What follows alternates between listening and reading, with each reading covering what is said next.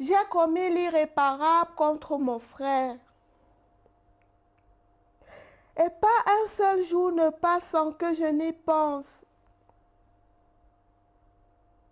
Pourtant, rien ne m'obligeait à faire ce choix.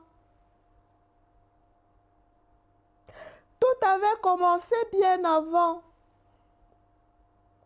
avec une simple pensée, une comparaison, une jalousie que j'ai laissée grandir dans mon cœur. Mon frère et moi avions grandi ensemble. Nous avions les mêmes parents. Nous adorions le même Dieu. Un jour, nous avons décidé chacun de lui offrir une offrande. J'étais persuadée que tout allait bien se passer. Mais ce jour-là, Dieu accueillit favorablement l'offrande de mon frère. La mienne ne fut pas agréée. J'étais blessée. Je ne comprenais pas. Au lieu de demander à Dieu, Seigneur, qu'est-ce que je dois changer? J'ai commencé à regarder mon frère autrement. Je ne voyais plus un frère. Je voyais quelqu'un qui venait de recevoir ce que je désirais. Une question s'est mise à tourner dans ma tête.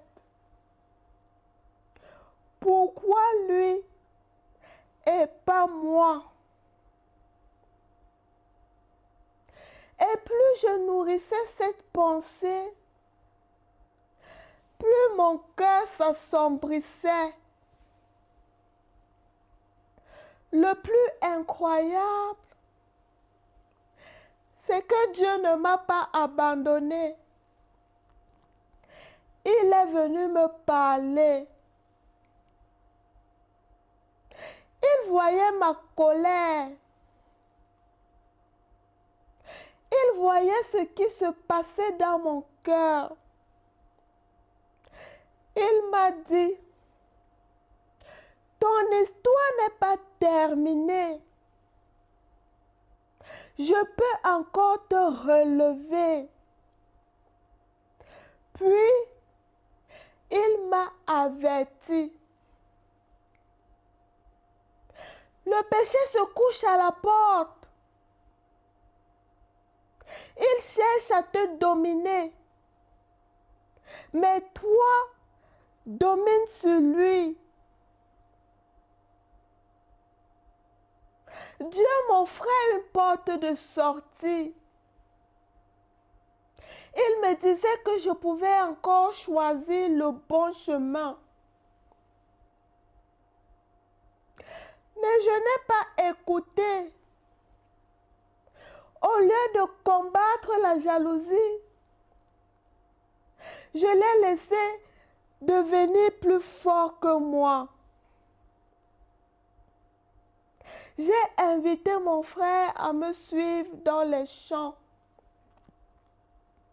Et j'ai commis l'irréparable. En un instant, j'ai perdu mon frère. Et j'ai perdu une partie de moi-même.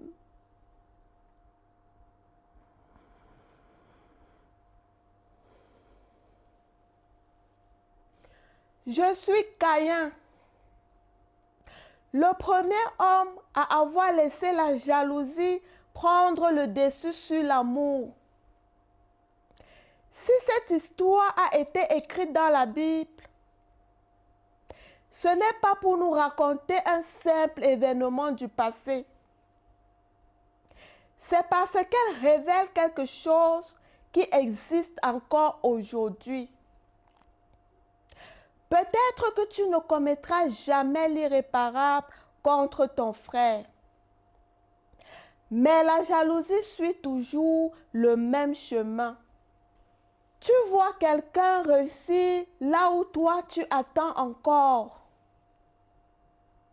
Un collègue obtient la promotion que tu espérais. Un ami se marie avant toi. Une autre personne voit ses projets grandir. Un chrétien porte beaucoup de fruits dans son ministère. Et une pensée s'installe discrètement. Pourquoi lui et pas moi? C'est exactement là que le danger commence. Le problème de Caïn n'était pas qu'Abel était béni. Le problème, c'est qu'il pensait que la bénédiction de son frère signifiait que Dieu l'avait oublié. Pourtant, ce n'est pas ce que Dieu lui a dit. Dieu lui a dit, si tu agis bien, tu relèveras ton visage. Autrement dit, Caïn, je n'ai pas fini avec toi. J'ai encore un avenir pour toi. Et c'est peut-être ce que Dieu veut te rappeler aujourd'hui. Ne mesure pas ta vie à celle des autres. Dieu n'écrit pas la même histoire pour chacun. Il ne demande pas à Abel de devenir Caïn. Il ne demande pas à Caïn de devenir Abel. Il a un plan, un appel et un temps pour chacun de ses enfants. Lorsque tu te compares, tu risques de passer à côté de ce que Dieu veut accomplir dans ta propre vie. La réussite d'une autre personne ne diminue pas les promesses que Dieu t'a faites. La bénédiction des autres n'annule pas celle que Dieu prépare pour toi. Au lieu de regarder constamment ce qu'il fait chez les autres, apprends à lui faire confiance pour ce qu'il fait dans ta propre vie. L'histoire de Caïn n'est pas seulement un avertissement, c'est aussi une invitation. Une invitation à abandonner la comparaison, à renoncer à la jalousie, à croire que Dieu est juste. S'il a un plan pour les autres, il en a aussi pour toi. Alors, ne laisse jamais la réussite de quelqu'un d'autre te faire oublier que Dieu écrit encore ton histoire. Le péché est couché à la porte, mais toi, domine sur lui. Genèse chapitre 4, verset 7. J'espère que tu as aimé cette vidéo. Si tu penses qu'elle peut aider quelqu'un d'autre, n'hésite pas à la lui envoyer. Abonne-toi pour de nouvelles révélations. Je suis la sœur Flora et je te dis à très bientôt.